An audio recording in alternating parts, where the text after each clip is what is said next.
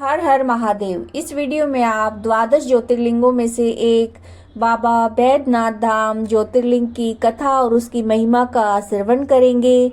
बाबा बैद्यनाथ धाम जो कि झारखंड के देवघर में स्थित है।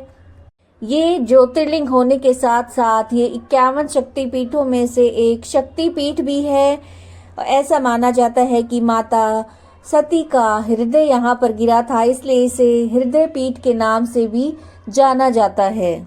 और जितने भी ज्योतिर्लिंग है वहाँ पर त्रिशूल विराजमान है।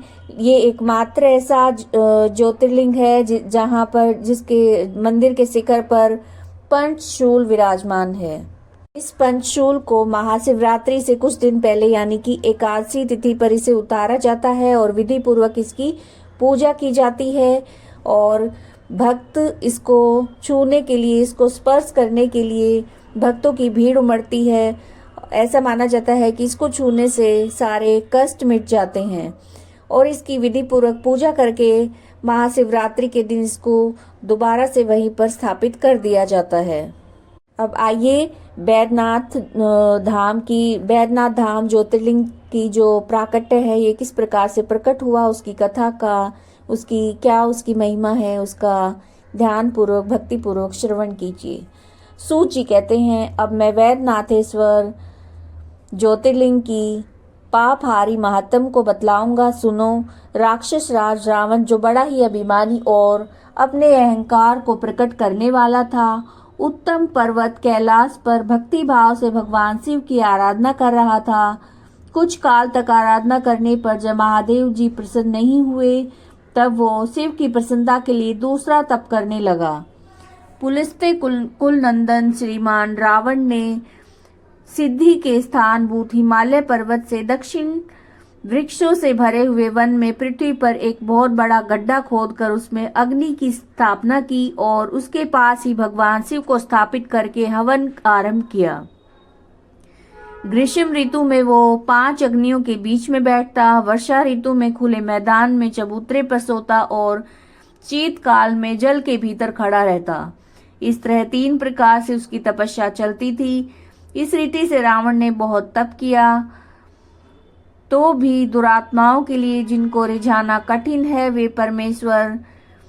वे परमात्मा महेश्वर उस पर प्रसन्न नहीं हुए। तब महामनस्वी दैत्यराज रावण ने अपना मस्तक काटकर शंकर जी का पूजन आरंभ किया।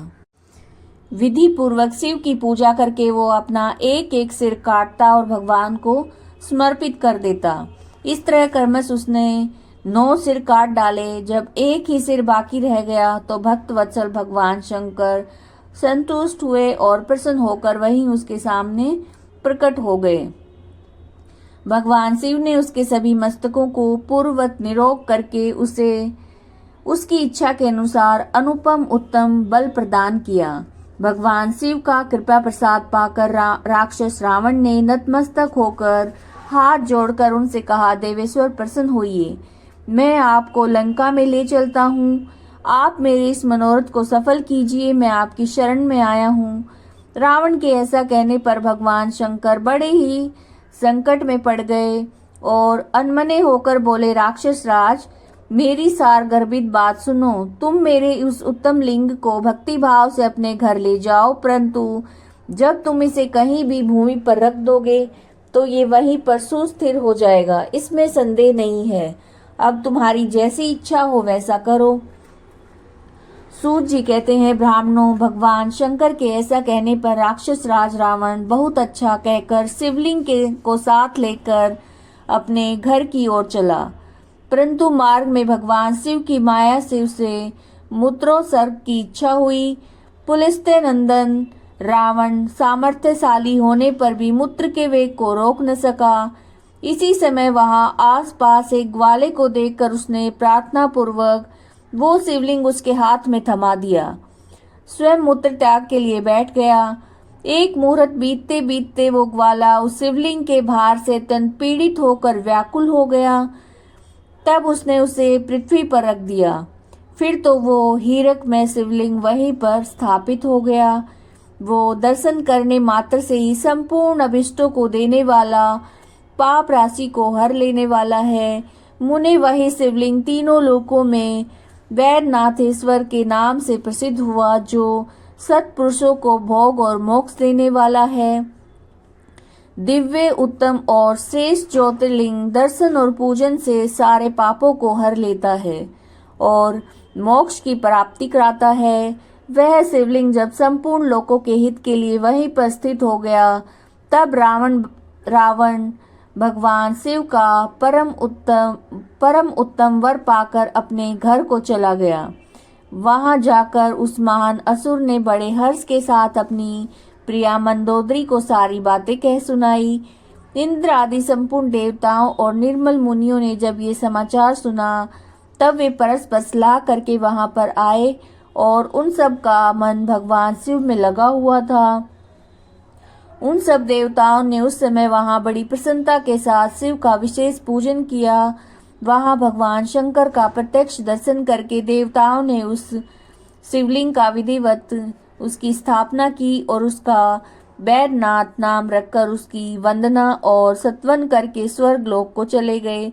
ऋषियों ने पूछा, सूत जी, जब वो शिवलिंग वहीं स्थित हो गया तथा रावण अपने घर चला गया, तब वहां पर कौन सी घटना घटित हुई, ये बताइए। सूत जी ने कहा, ब्राह्मणों, भगवान शिव का परम उत्तम वर पाकर महान असुर रावण अपने घर को चला गया। वहां उसने अपनी प्रिया से सारी बातें कही। वो अत्यंत आनंद का अनुभव करने लगा। इधर इस समाचार को सुनकर देवता घबरा गए कि पता नहीं ये देवद्रोही महादुष्ट रावण भगवान शिव के वरदान से बल पाकर क्या करेगा। उन्होंने नारद जी को भेजा। नारद जी ने जाकर रावण से कहा कि तुम कैलाश पर्वत को उठाओ, तब पता चलेगा कि शिव जी का जो दिया हुआ वरदान है वो कितना सफल हुआ है। रावण को ये बात जच गई और उसने जाकर कैलाश को उखाड़ लिया। इससे सारा कैलाश हिल उठा। तब गिरिजा के कहने से महादेव जी ने रावण को घमंडी समझकर इस प्रकार से शाप दिया। महादेव जी बोले, रे दुष्ट भक्त दुर्बुद्धि रावण, तू अपने बल पर इतना घमंड न कर। तेरी इन भुजाओं का घमंड चूर करने वाला वीर पुरुष शीघ्र ही इस जगत में अवतीर्ण होगा। सूत जी कहते हैं, इस प्रकार वहां जो घटना हुई उसे नारद जी ने सुना। रावण भी प्रसन्नचित होकर जैसे आया था उसी प्रकार अपने घर को लौट गया। इस प्रकार मैंने वैद्यनाथेश्वर का महात्म्य बतलाया है। इसे सुनने वाले मनुष्यों का पाप भस्म हो जाता है।